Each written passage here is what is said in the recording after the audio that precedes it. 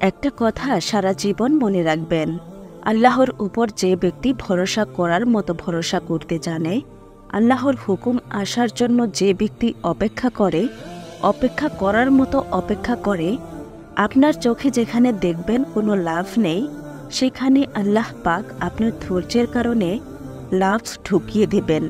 আপনার মন বলছে, আপনার মস্তিষ্ক বলছে, আপনার দিমাগ বলছে যেখানে কোনো লাভ নেই, এখানে কোনো ফায়দা হবে না, এমনটা করে কোনো ফায়দা হবে না। কিন্তু শুধুমাত্র আল্লাহর প্রতি বিশ্বাস, আল্লাহর প্রতি অগাধ বিশ্বাস, নিজের উপরে ভরসা এবং ধৈর্যের কারণে দেখা যাবে সেখানেও আপনি ফায়দা দেয়াছেন। শুধুমাত্র রবের উপরে ভরসা আপনার জীবনকে যেমনভাবে পরিবর্তন করতে পারে, যেমনভাবে সুন্দর করতে পারে, সেটা কখনোই খাতা কলমে বোঝানো সম্ভব নয়। আপনি যখন আপনার জীবনের কঠিন সময়গুলোতে, খারাপ সময়গুলোতে ধৈর্য ধরেন, তখন আপনার রব আপনার দিকে তাকিয়ে থাকেন এবং আপনার দিকে তাকিয়ে মুগ্ধ হয়ে যান।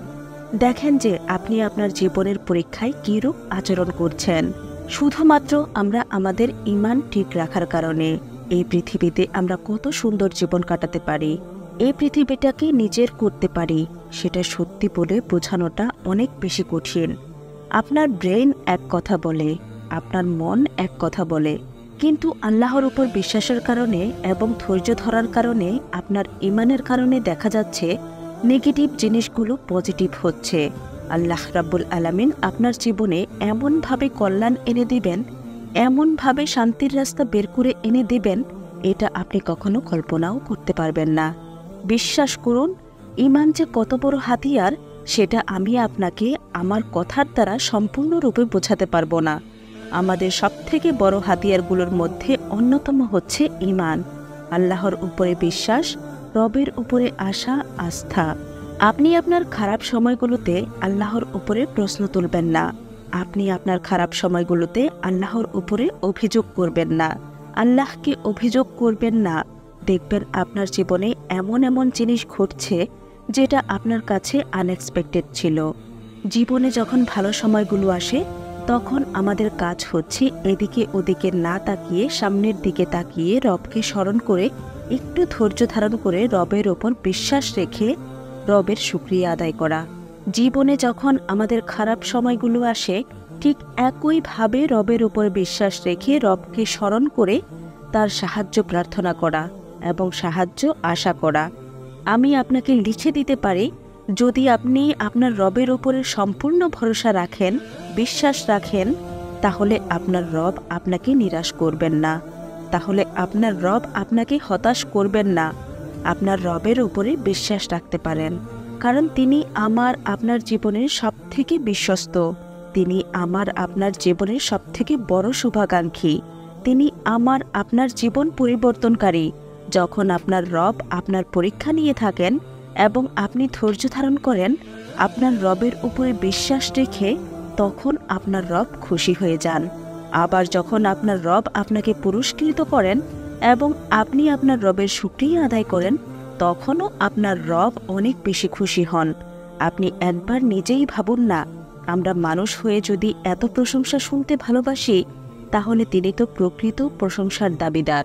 তিনি কতটা প্রশংসা শুনতে ভালোবাসবেন যদি আমরা আমাদের রবকে বলি যে আল্লাহর সমস্ত কিছুর জন্য তোমাকে কোটি কোটি শুকরিয়া, তোমাকে কোটি কোটি শুকরিয়া। আমার জীবনে যা কিছু ঘটেছে আমার ভালোর জন্য ঘটেছে, কারণ আমার জীবনে যা কিছু ঘটেছে সমস্ত কিছুতে তোমার ইচ্ছা, তোমার মার্জি আছে। যখন আমরা আমাদের জীবনের বেশিরভাগ জিনিসগুলো আমাদের রবের উপরে ছেড়ে দেব, আমাদের আল্লাহর উপর ছেড়ে দেব, তখন তিনি কি আমাদের জীবনের দায়িত্ব নেবেন না? অবশ্যই তিনি নেবেন এবং তিনি খুশি হয়ে যাবেন। যখন সমস্ত কিছু আমরা আমাদের রবের উপরে ছেড়ে দিয়ে আমাদের যতটা সামর্থ্য, যতটা ক্ষমতা, ততটুকু দিয়ে কোনো কিছুর জন্য চেষ্টা করি, একটা কথা মনে রাখবে, পৃথিবীতে কোনো কিছুই অসম্ভব নয় যদি আপনার রব চায়। আমাদের জীবনের খুবই বাজে একটা অভ্যাস আছে, যখন খারাপ সময় আসে, যখন বিপদ আসে, তখন আমরা আমাদের রবকে ডাকতে ডাকতে পাগল হয়ে যাই। কিন্তু যখন সেই খারাপ সময়টা কেটে যায়, যখন ভালো সময় আসে, তখন আমরা সেই রবকেই ভুলে যাই। যে রব আমাদেরকে বিপদ থেকে উদ্ধার করে। আপনি নিজেই একবার ভেবে দেখুন, কোনো একজন মানুষকে আপনি সাহায্য করলেন, সেই মানুষটাকে আপনি ভুলে গেলেন। আপনার ভালো সময়ে সেই মানুষটা আপনাকে কেমনভাবে দেখবে। আর তিনি তো রব, তিনি তো সত্যিই প্রশংসা পাওয়ার যোগ্য। তিনিই তো সমস্ত কিছু করেছেন। তাহলে এত কিছুর পরেও যদি আপনি আপনার রবের শুকরিয়া আদায় না করেন, তিনি কি কষ্ট পাবেন না? আমাদের নিজেদের মধ্যে কিছু পরিবর্তন আনতে হবে। কিছু পরিবর্তনের প্রয়োজনীয়তা আছে। বিপদে ধৈর্য ধারণের মাধ্যমে আমরা আমাদের রবকে স্মরণ করব এবং নিয়ামতে রবের শুকরিয়া আদায়ের মাধ্যমে রবকে স্মরণ করব। দেখেন, আপনি যার প্রশংসা করছেন না, এমন নয় যে তিনি প্রশংসা পাওয়ার দাবিদার নন। আপনি যার শুকরিয়া আদায় করছেন না, এমনটা নয় যে তিনি শুকরিয়া পাওয়ার দাবিদার নন। অবশ্যই তিনি দাবিদার, এবং তিনি সবথেকে বেশি দাবিদার। আপনি একবার নিজেই ভেবে দেখুন, জীবনে কতটুকু হারিয়েছেন আর কতটুকু পেয়েছেন, আর সেটার জন্য আপনি আপনার রবের কতটা শুকরিয়া জানিয়েছেন। আমরা ভুলে যাই আমাদের সুখের দিনগুলোতে, আমরা ভুলে যাই আমাদের সুন্দর মুহূর্তগুলোতে, আমরা ভুলে যাই আমাদের রবকে, যিনি সমস্ত কিছুকে নিয়ন্ত্রণ করছেন, যিনি আমাদের জীবনকে নিয়ন্ত্রণ করছেন, যিনি আমাদের জীবনকে পরিবর্তন করছেন, আমাদের জীবনের ভালো খারাপ সমস্ত কিছুকে ব্যালেন্স করছেন, যিনি কষ্টের পরেই স্বস্তি দিচ্ছেন। আপনি কি এটা বিশ্বাস করেন না যে যদি রব চান, তাহলে তিনি রাজাকেও ভিখারি এবং ভিখারিকেও রাজা বানাতে পারেন? আর যদি সত্যিই বিশ্বাস করে থাকেন, তাহলে কেন আপনি আপনার রবের ওপরে সন্দেহ করেন? যদি আপনি সত্যিই বিশ্বাস করে থাকেন, তাহলে কেন আপনি আপনার রবের ওপর থেকে ভরসা হারিয়ে ফেলেন? যদি সত্যিই বিশ্বাস করে থাকেন, তাহলে কেন খারাপ সময়গুলো কেটে যাবে? এমন চিন্তা ভাবনা আপনার মাথায় আসে না? আপনার কি মনে হয় না যে আপনার রব আপনার শুভাকাঙ্ক্ষী? আপনার কি মনে হয় না যে আপনার রব আপনার ভালো চান? অনেক সময় অনেক বিপদ দিয়ে আপনাকে অ্যালার্ট করেন, অনেক সময় অনেক খারাপ কিছুর মাধ্যমে আপনাকে সতর্ক করেন, অনেক সময় অনেক খারাপ কিছুর মাধ্যমে আপনার পরীক্ষা নেন। এবং এমনটা নয় যে তিনি শুধুমাত্র পরীক্ষা নেন, তিনি আপনার জন্য পুরস্কারও সাজিয়ে রেখেছেন।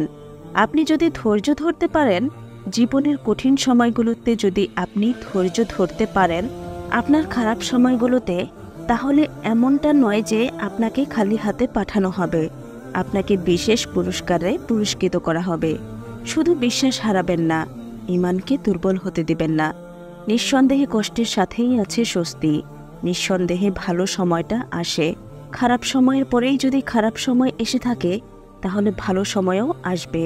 যে রব আপনার জীবনে খারাপ সময় পাঠিয়েছেন আপনার পরীক্ষা নেওয়ার জন্য, আপনাকে সতর্ক করার জন্য, সেই রবই আপনার জন্য ভালো সময় পাঠাবেন। শুধুমাত্র সময়ের ব্যবধান, সময়ের অপেক্ষা। যদি আপনি আপনার রবের উপরে বিশ্বাস রাখেন, আশা রাখেন, আস্থা রাখেন, যদি আপনি আপনার রবের উপরে সম্পূর্ণভাবে জীবনের নিয়ন্ত্রণ ছেড়ে দেন, যদি আপনি আপনার রবকে বলেন যে আপনার জীবনের সমস্ত কিছুর জন্য কোটি কোটি শুকরিয়া, আমার জীবনের সমস্ত কিছুর জন্য হে আমার রব আপনাকে কোটি কোটি শুকরিয়া, তাহলে তিনি আপনার জীবনে এমন এমন জিনিস পাঠাবেন যেটা আপনার কল্পনার বাইরে। মনে রাখবেন, তিনি চাইলে রাজাও ভিখারি, আবার ভিখারিও রাজা হতে পারে। তিনি চাইলে এই পৃথিবীতে কোনো মানুষের জীবন চোখের পলকে পরিবর্তন হতে পারে। শুধু আপনি আপনার রবকে বলুন যে হে আমার রব, হে আমার আল্লাহ, যদি আমার জীবনে ভালো কিছু ঘটে থাকে তাহলে সেটার জন্য আলহামদুলিল্লাহ, যদি আমার জীবনে খারাপ কিছু ঘটে থাকে সেটার জন্যও আলহামদুলিল্লাহ।